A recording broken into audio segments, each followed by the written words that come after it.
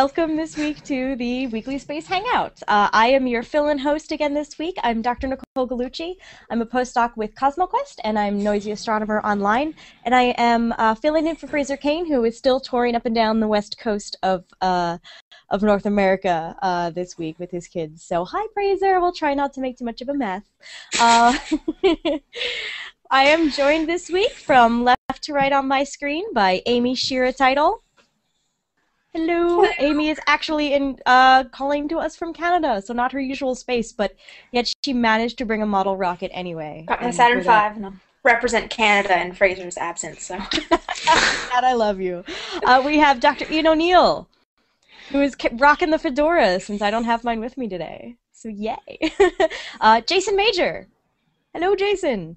And introducing Dr. Matthew Francis. So he is a new participant, the guy with the bowler hat, new participant to the Weekly Space Hangout, and he is also running our Cosmo Academy, our online classes over at CosmoQuest.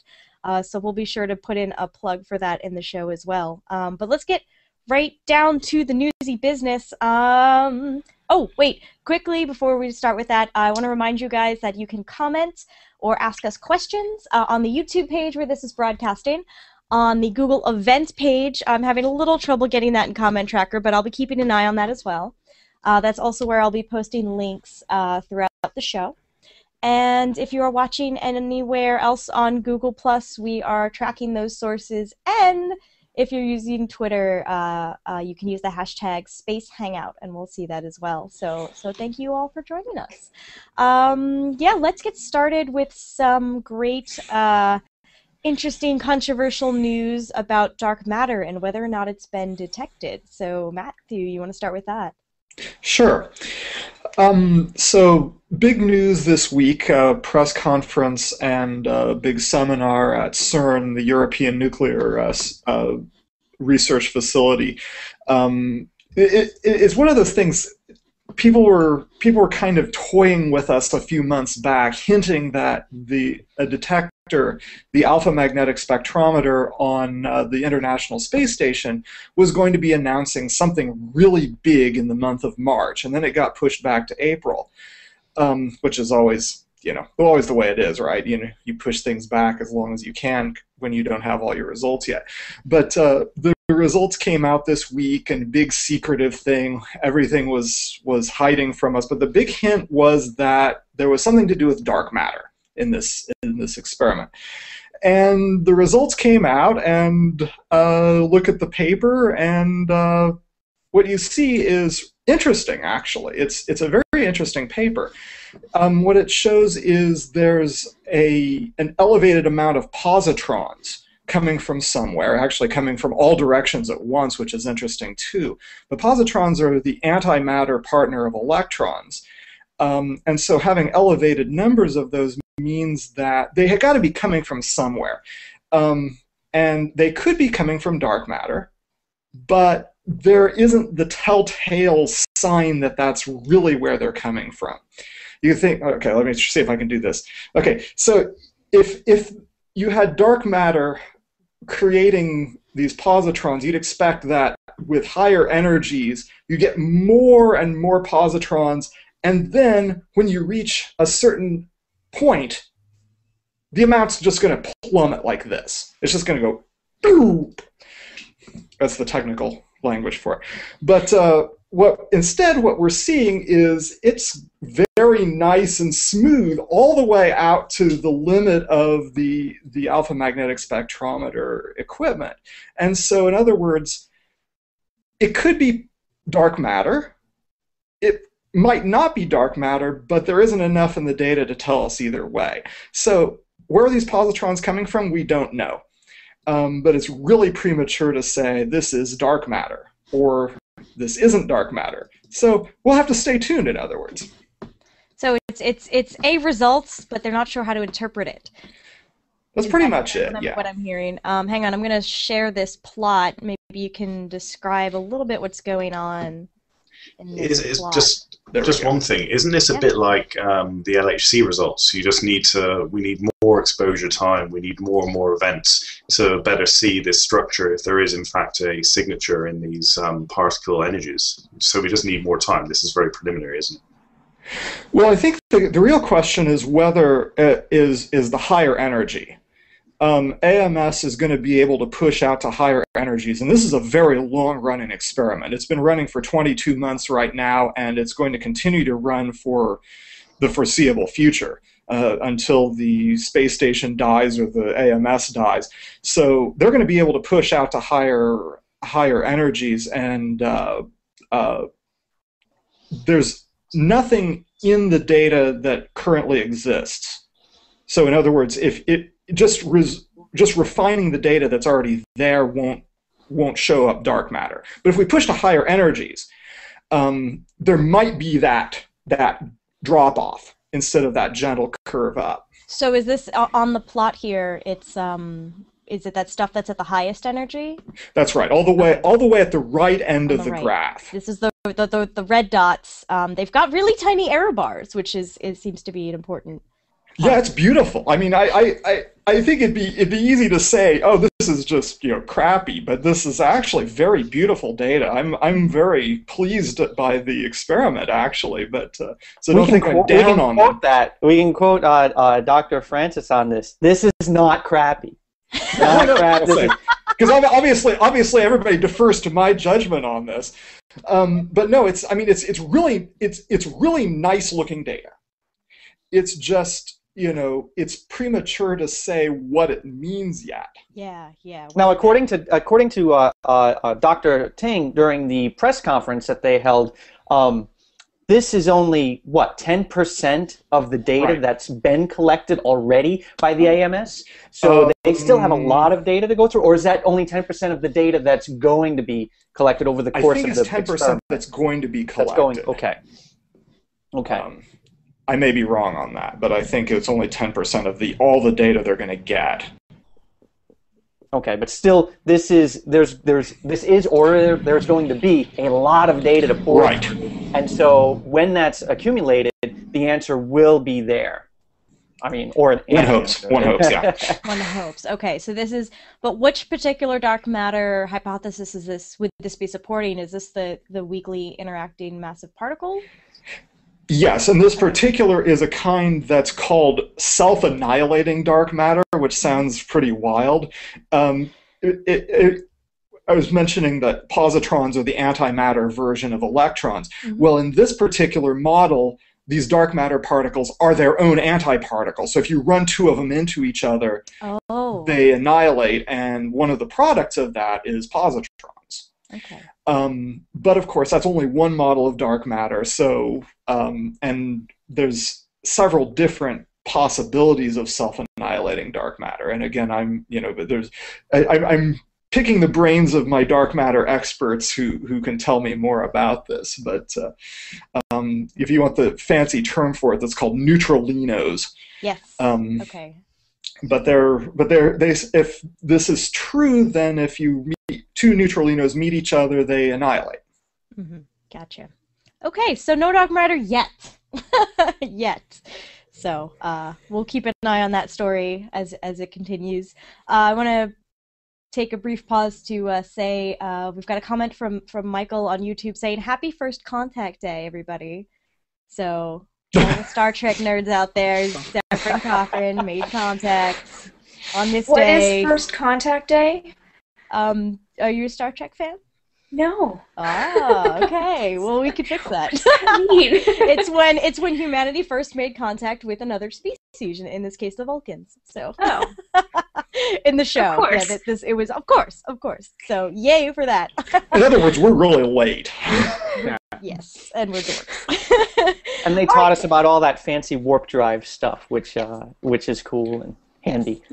So unfortunately, we have no warp drive stories today, but Ian, I think you had a little bit of Mars mission news to share with us. Oh yeah, pretty cool. Well, yeah, that's fairly cool Martian news. Basically, the orbits of Earth and Mars are now in opposite ends of the sun. So basically the sun has now moved in the way of our communications with Mars. And it's basically called a Mars solar conjunction. And of course this causes kind of issues when you want to try and communicate with Mars, because we're trying to fire our radio communications deep into the solar corona, which is the sun's atmosphere. And at the moment, if you could see Mars, don't look at the sun right now because it's very close to the sun.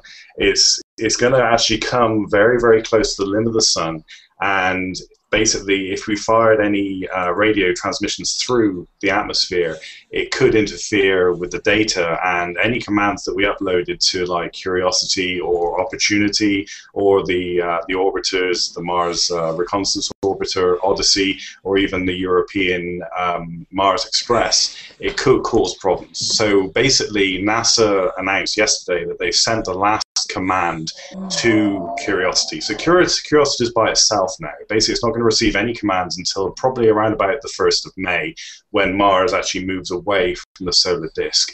Now, the sun isn't completely blocking our view of Mars. So basically, NASA's setting up Mars Odyssey, quite an old satellite now. It's a veteran in Mars orbit. It's been going since 2001, so it's another incredible mission. That's going to be continually relaying information. So it's basically going to be checking in on Curiosity and Opportunity, relaying information back to us. NASA knows that around about I think it's April 17th, when Mars makes its closest approach to the limb of the sun, that we're probably going to lose that data streaming from Odyssey, but it's still going to keep on trying to transmit to us. But basically, yeah, we're not going to be communicating with the Mars missions. I think NASA's going to pull back communications with Opportunity, the MRO, and Odyssey. I think it's on the 9th of April. Yeah, 9th of April until the end of April. But Curiosity is going to be alone for the longest time. They're not going to send any communications from yesterday until May 1st. So don't expect too much Mars news really for the next month. Aww. Kind of a shame, but so it's really a natural process. It's just not doing anything for the next month because it can't receive commands, or is it actually taking observations? Yeah, NASA, I believe, has sent commands for it to do limited science by itself. So it's doing its own thing for a while. But don't expect it to be drilling or anything complex like that. It's just going to be taking the rudimentary science. And also it's going to be uploading its data to the MRO. So the MRO, the orbiting Mars Reconnaissance Orbiter, is on record mode. So it's not going to be transmitting back to Earth during this period when Mars passes through this area of interference. It's actually going to be recording, and apparently it's going to end up recording about 40 gigabytes of its own science data, because it's continuously taking its own science data of the Martian atmosphere and the surface, and it's going to be recording Curiosity's data as well. So we got this little recording device around Mars, and it's going to download everything around about May 1st, when Mars is clear from the interference. So then we'll get a big dump of data and all sorts of all sorts of discoveries from Mars on May 1st. That's excellent. Yeah. Well, I was going to ask, do you know if they did a big, did they get a whole whack of data before they're losing communications? They have something to do for the next 3 weeks? I don't know. Did they say anything? I have no idea. I'd ask. I don't know. I mean, they've been preparing for this for a while. I mean, NASA sent out this press release back last month, and of course, these things are known to happen. They happen every 26 months between Earth and Mars. So I assume they had something set up. They actually had a manager for the conjunction. He actually organized this whole thing when they're going to be transmitting. So I assume they were probably aware of it. They probably downloaded more data, but I think the Curiosity team, they're probably going to be taking a bit of a break because they're not really going to have an awful lot of work to do. So it's like spring break on Mars, really. I have a feeling there's always data to analyze somewhere. There's always stuff to do. They're not going to run out of science. stuff to do, yeah. They're not like, screw you, I'm going home, staying in bed for the next 4 weeks. But they have been busy for the last, 8 months. So right. Well, they can catch up on Walking Dead now. Yeah, catch up on TV. Sleep. Sleep, whatever. Yep. So elsewhere in the solar system, Jason, we have a new discovery, new interesting molecular discovery on Europa. Yeah, it seems that Europa, in addition to having a buttload of water ice wrapping around its surface, there's also hydrogen Could you peroxide. phrase that differently? No, right, let's see. nope. No, I think Nope, that's okay. that's Go what with it's- it. Just go with it. So I'm going with it. There's also hydrogen peroxide on the surface of Europa. So that's pretty important in that if the hydrogen peroxide in the quantities that exist on the surface of Europa, if that can get down into the ice and go all the way down to the subsurface ocean, it could provide fuel, energy in the form of oxygen for microbes that are swimming around and scooting around down there. So, basically what we found is, for lack of a more advanced term, fish food on these all over the surface of Europa. Not saying that there's fish or not saying that there's food, but the stuff's there. So, I mean, it's pretty exciting. It's just one more thing that makes Europa really, really intriguing to go look for life and peer into it and drill down and melt a nice deep hole and take a peek at what's underneath. Wow. I believe that they found this. This was found. Let's see, Mike Brown from Caltech, and I'm not sure who. I can't remember who the other author of the paper was. But they used the Keck 2 telescope on Mauna Kea, and just basically looked at Europa, did some spectrography, and is it spectrography or spectroscopy? Spectroscopy. So they did some spectroscopy and basically got a better look at data that Galileo had started picking up on. They said, well, it was a little preliminary at that point. So what they're able to see with Keck 2 pointed at the hydrogen peroxide. And it seems to be mostly on the leading edge of Europa. So that's the side that's facing forward, basically Europa's windshield as it goes around Jupiter. And the peroxide is thought to be created by Jupiter's magnetic field. So it's processing stuff that's on the moon and making hydrogen peroxide. Very small quantities, but it's significant. We just really want to see life on Europa. Yeah, I mean, we all want to see. Yeah, we all want to see Europa squid and Europa fish and all sorts of like awesome stuff swimming around down there and eating each other and everything. But this is step one. There was some recent news about whether or not a Europa mission was going to get funded this week. Does anyone know about that? I just vaguely heard about that. Ian, you're nodding, so. Yeah. Oh, can you hear me? Is it? Yeah. Yeah. Weird. My computer's acting up.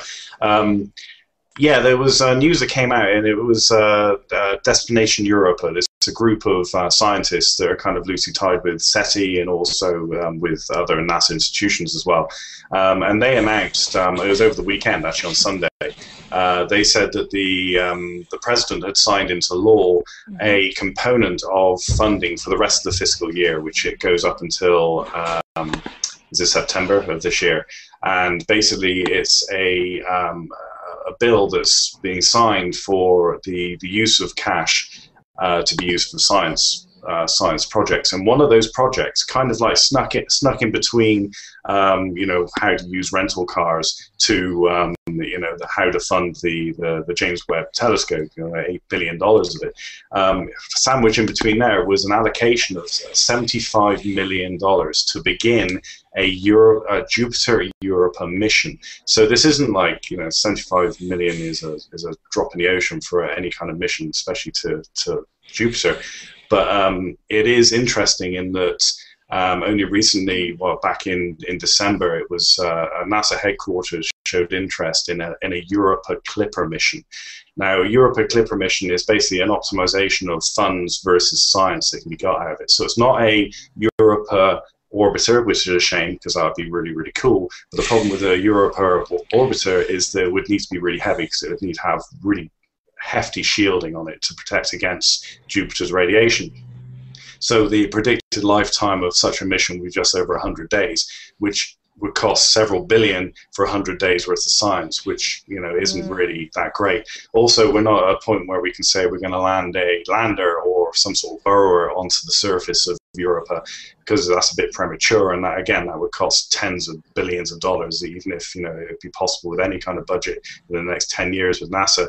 So really the most cost-effective mission that has been looked at is the Europa Clipper, which is basically a Jupiter orbiting satellite, and it's going to be making several passes of Europa, and each time it makes a pass, it will make scientific observations of the surface and whatever atmosphere it's got and its icy surface, and perhaps even search for any evidence for life, or the cycling that Jason was talking about, the cycling of the internal ocean with the surface.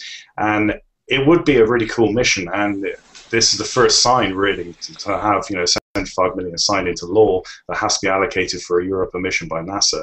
That is a very hopeful sign. Of course, there's no details yet, and this is only seed money for an investigation and preliminary prototypes or whatever. But it's good news. It's good news for advocates of any planetary science, especially search for life. Because at the moment we're throwing all our eggs in one basket. At the moment, we've got all these missions around Mars, which is basically a dust bowl, and we're looking for any trace of life or past habitability. Whereas we got this cauldron of potentially organic stuff just sitting in Jupiter orbit. And of course, this isn't the only moon that's interesting. You've got Titan in orbit around Saturn. You've got all these other fascinating places we could go and see. So this is a very nice indicator that there may be a slight departure away from Mars science towards science in the outer parts of the solar system, but we don't really know. This is only a tiny amount of funding for a possible mission, so we don't really know yet. Your Europa Clipper would estimated to be what, around $2.5 billion?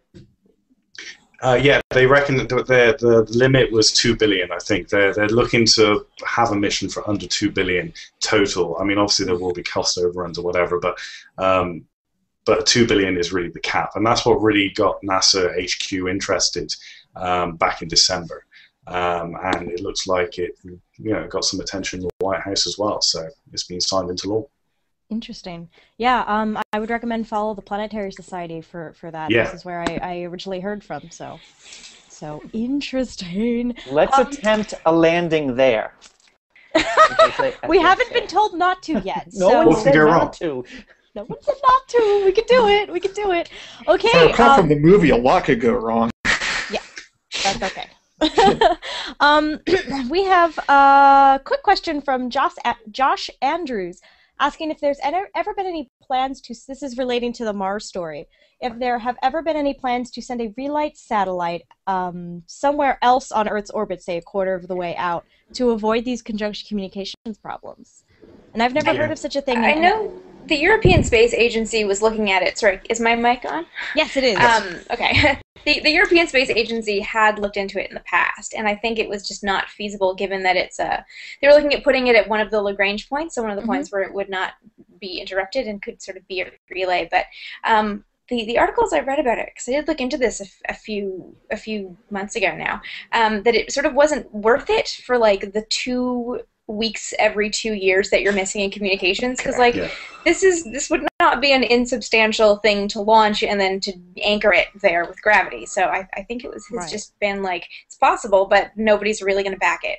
You know what they should do? You know what they should do? They should have some sort of a relay capability on the Sentinel program that B612 Foundation is planning on putting out there, because it's going to be at one of those Lagrange spots. So it's going to kind of be at that, that 90-degree position from Earth. Who knows? I mean, I'm just throwing it out there. And also, really cool science can be done in those spots, because there's this theory that perhaps there's loads of Trojan asteroids just sitting out there. So wouldn't it be cool if we can actually send a mission out there to do some scouting around and also have a relay station? But also, there is a solar mission, the Stereo mission, which has got 2 satellites that are going around opposite sides of the sun. So for the first time in human history, we've got 360-degree capability of observation of the sun. So wouldn't it have been cool if we could add relay stations on those? So we've already got them out there, but it's one of those things. Cool. How much can you retrofit something that's that far away? You can't right now. Not now. Yeah. So. Our robots are not good enough yet. Amy, you have some interesting space history that ties into an event happening next week. Yes, blast from the past, everyone. So next Friday, which means I'll be talking about this again next week, undoubtedly, is the anniversary of Yuri Gagarin's first orbital flight. So we all know Yuri Gagarin. He's kind of everywhere. Every year he pops up. He's the first cosmonaut and the first person in history to go around the Earth. So just I got Vostok 2 on my T-shirt. See? There you go. Nice. He was Vostok 1. So yeah, Soviets everywhere. Awesome.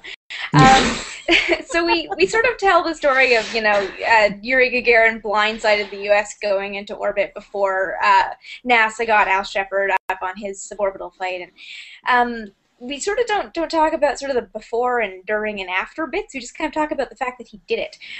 So I thought I'd talk a little bit today about how he ended up being chosen to be the first cosmonaut. Because how do you pick who's going to go first in a nation where image is everything?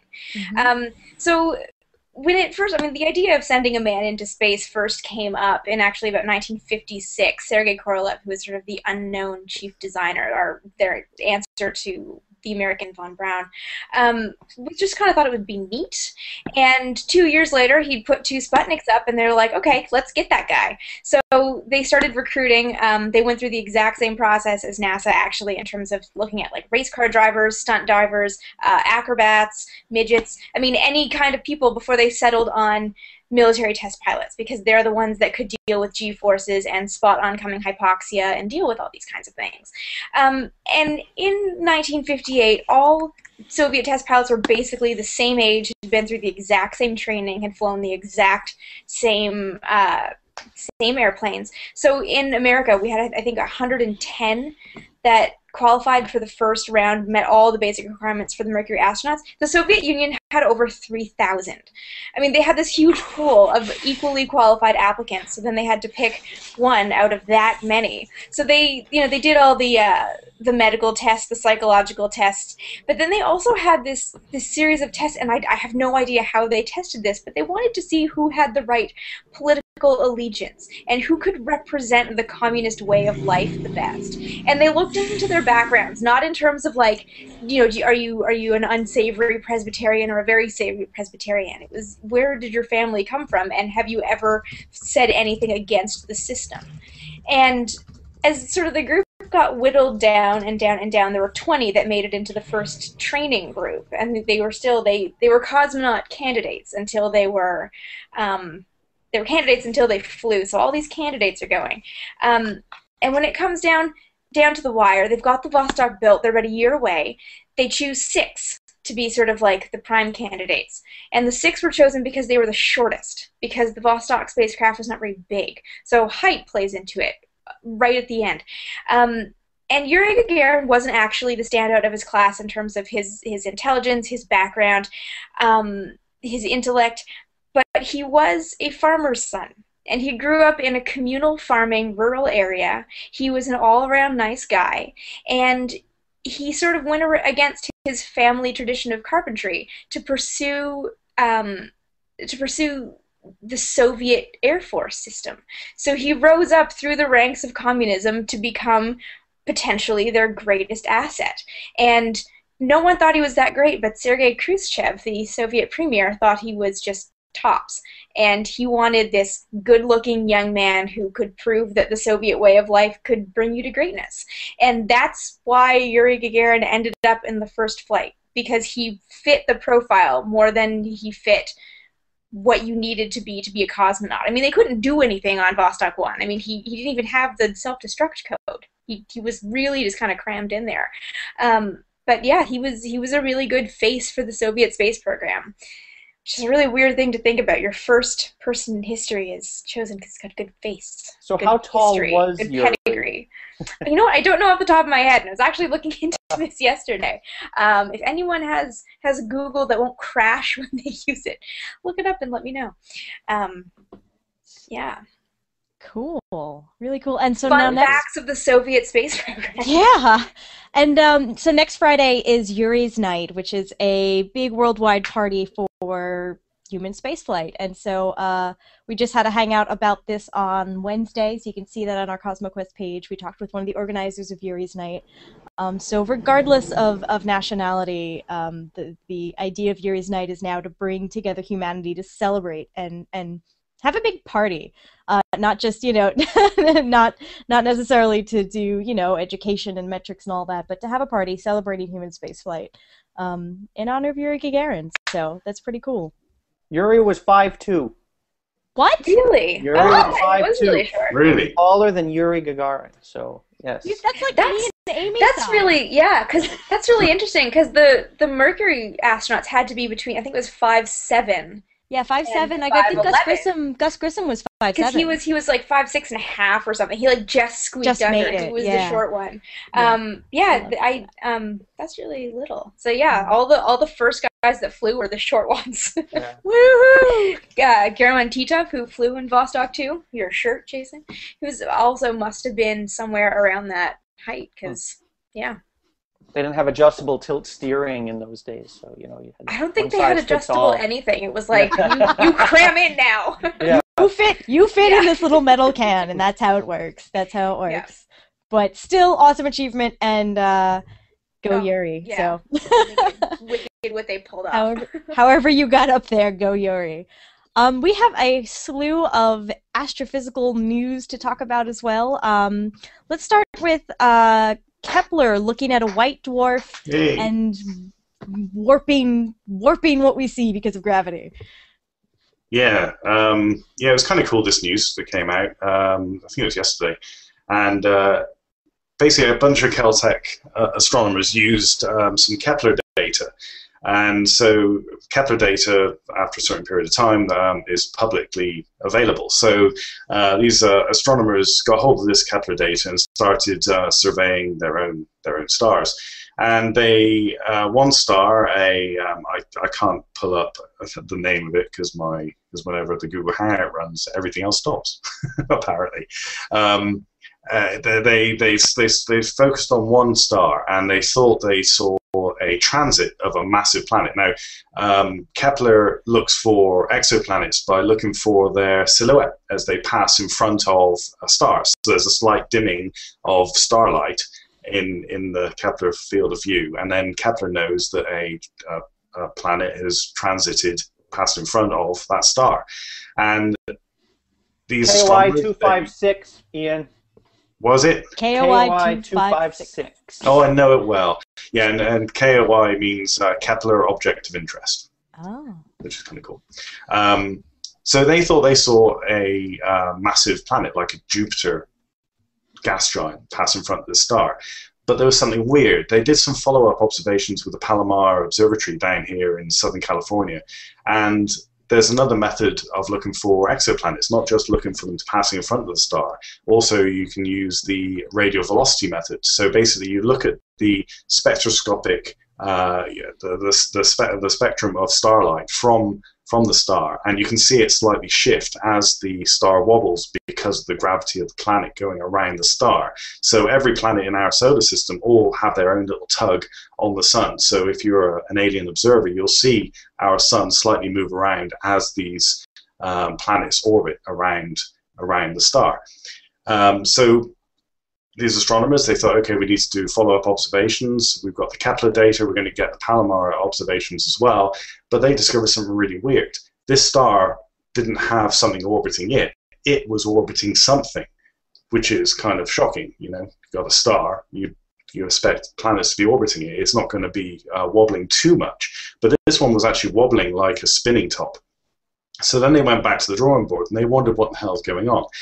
Anyway, after a long bit of detective work, what they actually found out was this is actually a red dwarf star was in orbit around a compact binary partner, a white dwarf.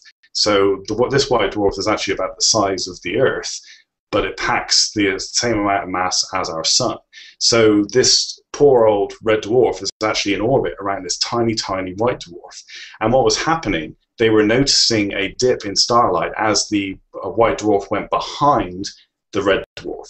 But when the white dwarf went in front, bear in mind, the white dwarf has got an intense gravitational field because it's very, very small and compact. whenever the white dwarf passed in front of the red dwarf, it would slightly enhance the starlight of the red dwarf.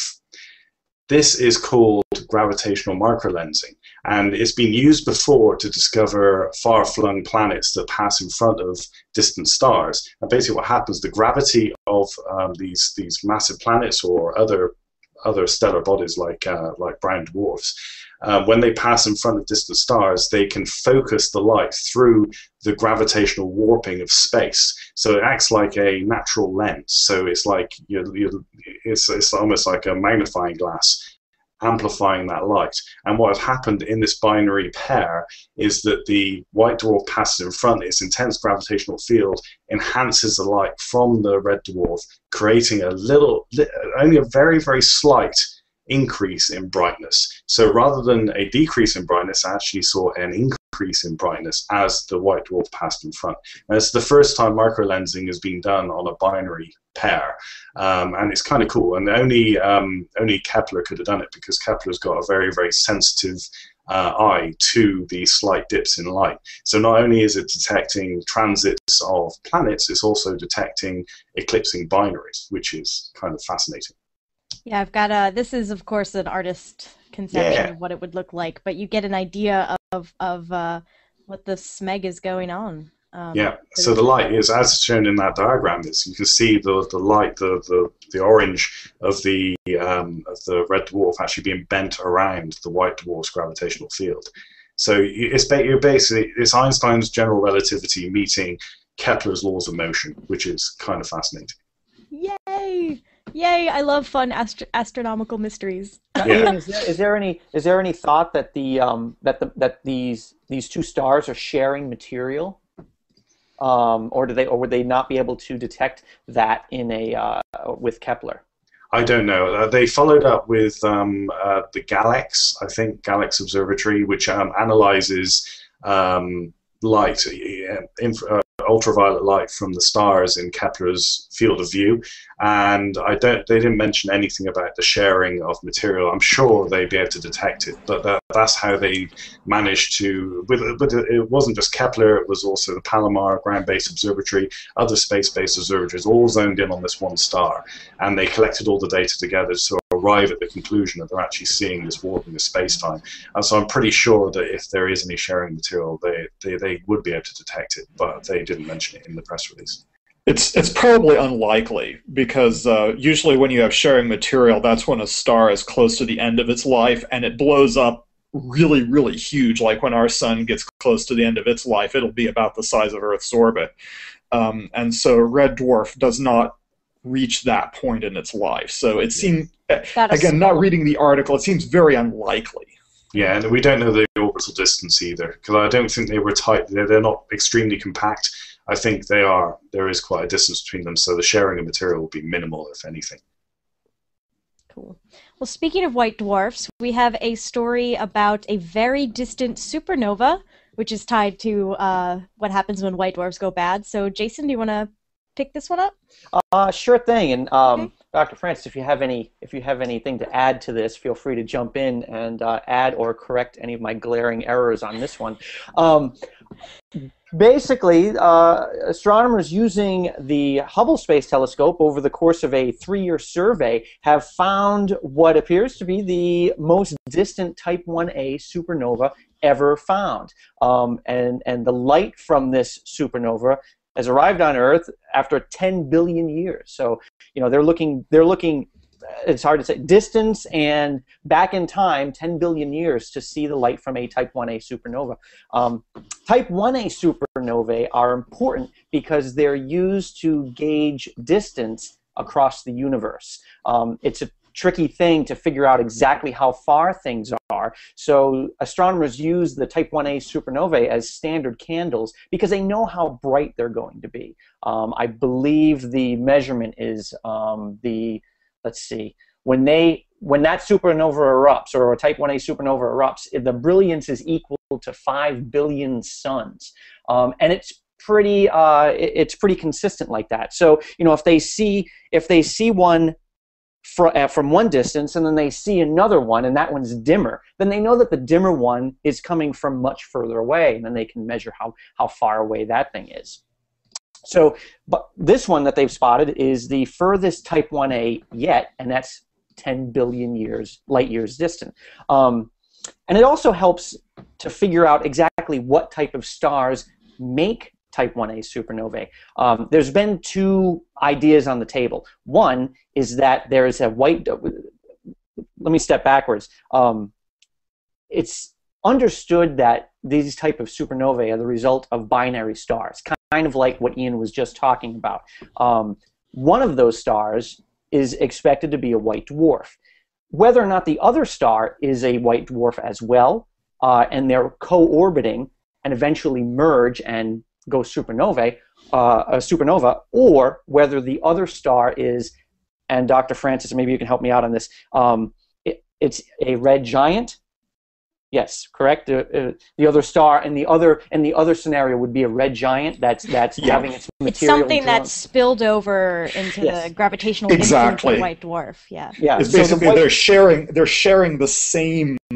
The gas from the other star has basically expanded to engulf the white dwarf. Mm-hmm. So that's the other scenario. But these findings of this 10 billion light year distant supernova kind of point to the idea that they're caused by two co-orbiting white dwarfs as part of a binary pair. The reason being is because there's been a sharp drop off in the supernovas that have been spotted between 7.5 and 10 billion years ago. I'm going to say 10 billion years ago. So what that means is there's been less time for the white dwarfs to form. There's much less of a scenario that you're going to have a binary pair made up of two white dwarfs, as opposed to having a little bit more time because, in the other scenario, one's a white dwarf and one's a red giant. Now you're looking at me like I'm getting this wrong, and I very well might be. So clarify that. I'm rolling through it in my head now, so I looked over it quickly. But yeah, it takes a long time to create a white dwarf because it comes from a middle mass or middle mass star, kind of like the sun. It's a sun-like star. Right. So the sun takes 10 billion years to turn into one. So for this to happen within the first 3 billion years is a special case, I think, to be forming white dwarfs so quickly. Right. So then to have two of them as part of a binary pair takes a certain amount of time. So what they found is, there's been a drop off in how many of these supernovae are spotted going back that far in the universe. So this furthest one, at 10 billion years, I think the one before that was about 9 billion years. So you've got the spacing that's happening here. So it kind of points to the idea that these supernovae, these standard candles of measurement through the universe, are probably more like a white dwarf binary pair than they are the other having a red giant and a white dwarf. So that helps them know exactly what makes these Type 1a supernovae, and it also kind of says, where a lot of the elements in the universe, the early universe, would have come from. Because when these stars go supernova, they throw out a lot of heavy metals and heavier elements, things that are used to build stuff like planets and other stars and people and frogs and great white sharks and stuff. So to know where these elements come from, yeah, I mean without Type 1a supernovae, we wouldn't know how far things were, and we wouldn't have awesome great white sharks. Chomp, chomp. Yeah, exactly. Sorry, that's my yeah. I'm still stuck on the idea of why it would take longer to form a white dwarf red giant pair. No, it would take okay. I believe it would take longer to have the two white dwarf pairs, correct? That's what I would think, but then why? Oh, you're shaking your head no, but we can't hear you, Matthew. Oh yeah. I didn't say anything yet. I just shook my head. No, it takes less time to create a pair of white dwarfs because let's see now I gotta get the reasoning in my head. It's because of the time not just to make the white dwarf but to make the system evolve. So basically, to have a close orbiting pair of white dwarfs, what you have is a system that basically was always evolving together from the very beginning. So the estimate that's sticking in my mind is that it takes about 400 million years to make make a pair of white dwarfs in this type of system for this particular kind of supernova But ancestor system. isn't it just that the birth masses of the two stars, whether they're similar or really different, like why would that? I guess I'm wondering why that would matter, unless it's the fact that the second star takes so much longer to get there, and that's why. I believe Is that what I'm that's missing? it, but Okay. I maybe we should pick the brains of a white dwarf expert next week. Awesome. Okay. So you are seeing us figure this out in real time, people. So sorry. Okay, so we have one more story to go involving black holes eating stuff. So, Ian, do you want to start that, or Matthew? I know you guys both worked on that this week. Rock, paper, scissors. Why don't I start it? Yeah. Okay. And then Ian can jump on me Yes. if there's anything I miss or say wrong. Okay, That's so right. You can take it. all right, so this is preface this a moment to set up the idea.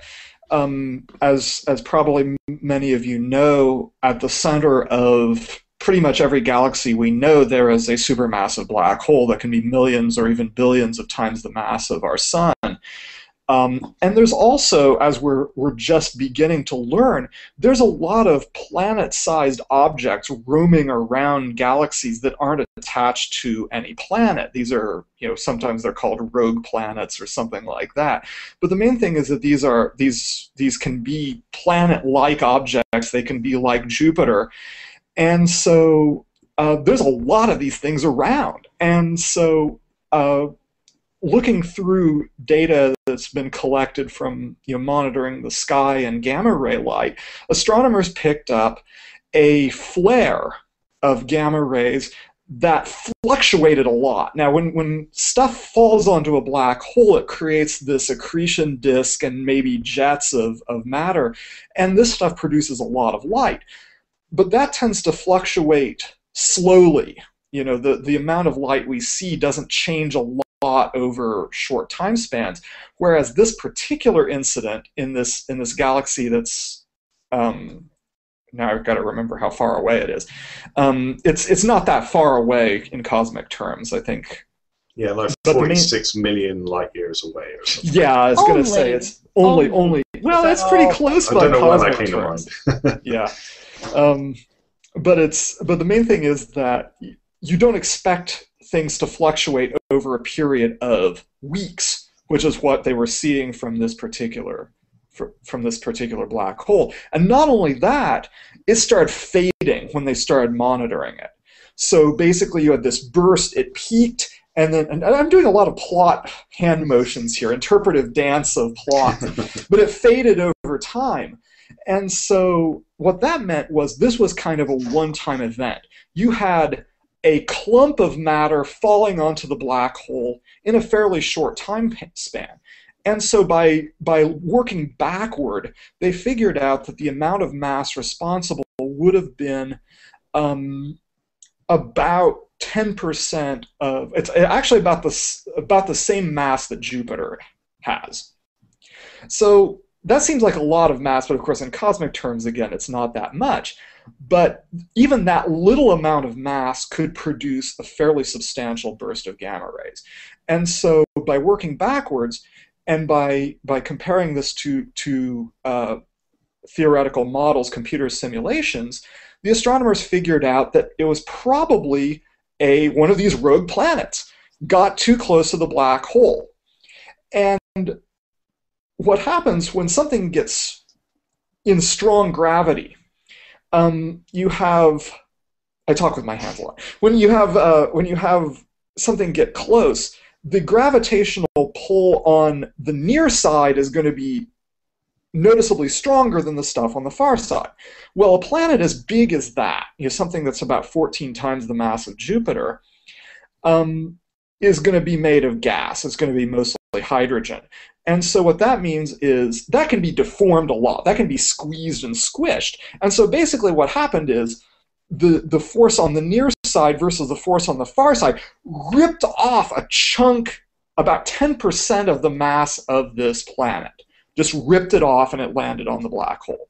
So you end up with a slightly smaller planet, slightly fatter black hole, and this burst of gamma rays coming out. And so think about this black hole as being, having a bit of a snack off of this rogue planet that happened to get too close, and let that be a lesson to all of us. It was kind of funny, actually, because what you said just then, how a black hole waking up and having a snack, I got in serious trouble with some of our readers for even mentioning that it woke up or had dinner or a planet was on the menu. It was like, guys, this is science communication. Get the munchies. Get the money. Yeah, that was my original title. I did that before. That's what the URL still says. Yeah, the URL does, because that was my original title. But then I realized I already used that because there is actually a gas cloud heading towards the black hole at the center of our galaxy, and they think that this gas cloud is actually going to start being ingested by Sagittarius A star. The supermassive black hole in the center of the Milky Way. It's going to start. Stay tuned for September. I think that's. It's coming up. So we got another big year of cool stuff going on. So keep an eye on our black hole. We're a safe distance, though. We're okay. Yeah. But can I say just interrupt this communication? Matt, you've got a fantastic background there. You've decided to fill up your wardrobe with science books. I love it. Because if you look at mine, it's full of my wife's clothes. What? Tangential. Yeah. I was just completely in awe of your books. I was thinking, where is his books? Oh, it's in his wardrobe. Let's go look at his books. I can't read the titles, but that's in your closet. I saw numerical recipes. Yep, numerical recipes in C. So that's one that's familiar to many of us who love it. Graduate school. The moral of the story is don't pick on Ian for his titles because they're funny. Well, actually, I'll see your title and raise mine. I used the phrase "om nom nom" in my title, and that is the first time Ars Technica has ever published the phrase "om nom nom" in anything. Love it. So, in the context of a black hole eating a planet. See, I have Ian as my editor, so I get away with fun stuff, which I love. You get clearance. Yes. We have a related question from Polygona9 on YouTube asking if black holes are necessary for our universe to work.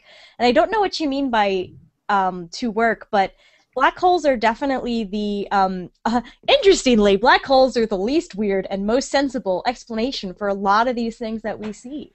Yeah, I think Nicole, you wrote an article on this, didn't you, about the central black holes can turn on and off star creation in galaxies. Oh, so, yeah, yes. yeah. They're an important part of the evolution of galaxies and the end products of stellar evolution. But they are even though they sound like a weird object, they are the least weird thing that fits all the data that we have. One question I tend to get from a lot of people when I talk about black holes is they're kind of confused as to how a black hole, which supposedly has so much of a gravity that light can't escape and all that other stuff, is flinging out material. They're like, well, if stuff goes into a black hole and can't come out, then how come we can see anything from it? So then I have to explain how they're messy eaters and all that other stuff, and things get spit out and magnetic fields, and usually by that point their eyes glaze over because they don't really want a whole answer. They just wanted to. Yeah, basically it's a communication error on our part. I take the responsibility as a scientist and science communicator. I blame Nicole. Blame me. Yeah, I blame Nicole. I should have just blamed you. I should have just said just defer all complaints to Nicole. She's the professional. I can take it. It's all good. But we say it's the way we say everything goes into a black hole, but it's everything that gets too close. It's the stuff that's just outside that too close that can get energetic and spewed forth. So that I think is the difference where we confuse people in the way we communicate it. So black hole's cool. We can still see what they do to the stuff around them. That's I think the important part. So, all right, that is all we had on tap for this week's Space Stories. I want to thank you all for coming along. Before we do our sign-off, I want to ask Matthew to do a brief plug for the CosmoQuest classes that we have coming up. Yes, indeed. I didn't put it in my tag, but I am the director of Cosmo Academy, a new position. I am the first, I guess. But we're offering 2 classes starting this month. The first is a class on stars and stellar evolution, which means basically starting from the cloud that makes stars and going all the way through to the death of stars, and to talk about where we came from in the context of actually what Jason mentioned earlier.